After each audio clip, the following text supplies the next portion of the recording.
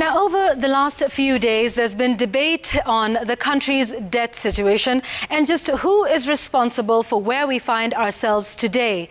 Naturally, that has taken a decidedly political tone, with each side pinning blame on the other. So just who is responsible for our budget-making process, our debt levels, and the expenditure of our revenue? Well, the first place to take a look at is the law. Now, the budget-making process is guided by several pieces of law. Two important ones are the Constitution of Kenya, that's Article 95, that states that, lays out the specific roles of allocation of national resources between both levels of government, as well as appropriation, and then, of course, oversight over expenditure of those funds. Now, another law that we'll take a look at is the Public Finance Management Act 2012, or the PFM Act, that gives Parliament the powers to make changes to the budget proposals made by the National Treasury. Section 25(7) says that Parliament shall not later than 14 days after the budget policy statement is submitted to Parliament, table and discuss a report containing its recommendations and pass a resolution to adopt it with or without amendments. That is what is stated here. But then Section 25(8) also says that the Cabinet Secretary shall take into account resolutions that are passed by Parliament in finalizing the budget of the relevant financial year. Take a look at this word, shall.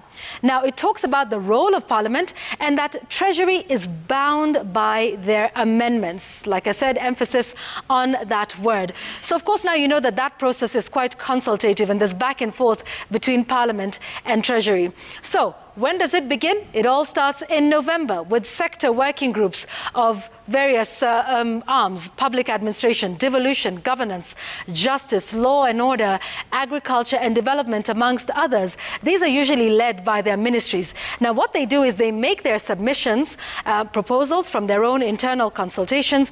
They make projections in consultation with stakeholders and then decide on a ceiling. Now, all of this is boiled down to what is called a draft budget policy statement, or a BPS, and that process happens in January. It is shared with everyone. It is published by Treasury on their website.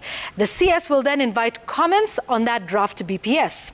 So that's put together in February, a time like we find ourselves in now, and it is then sent to the Budget and Appropriations Committee in the month of February, as we saw happen just a short while ago, or a couple of weeks ago. Now, the Budget and Appropriations Committee then has a meeting with everyone who has a budget line. All ministries, commissions, Auditor General's office, the Attorney General, even the IEBC, you name it. And they then present their budget needs to that Budget Appropriations Committee, justify what they're asking for.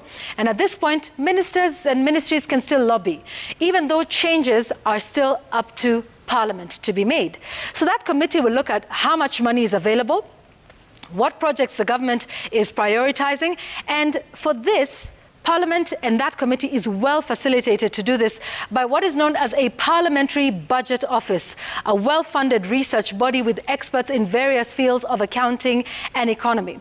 So they will go through that BPS, they will crunch the numbers, and what they try to do is balance the books with what is available. Now, when they are done with all of that, the Budget Committee will then send that BPS back to Treasury with or without recommendations. And as you will see in our business news, that happened today. Now, what those recommendations may include would be cut here, add there, borrow or not to borrow, how much should we borrow? And as we said before, the law says that Treasury shall take into account the resolutions made by Parliament.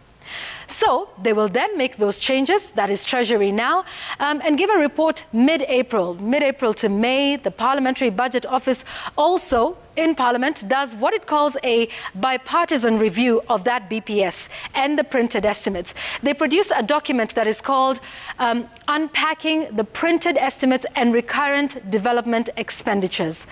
So at this point then, Treasury will finalize the printed estimates in mid-May, and it is at this point that we can say we have what looks like a budget or the budget statement.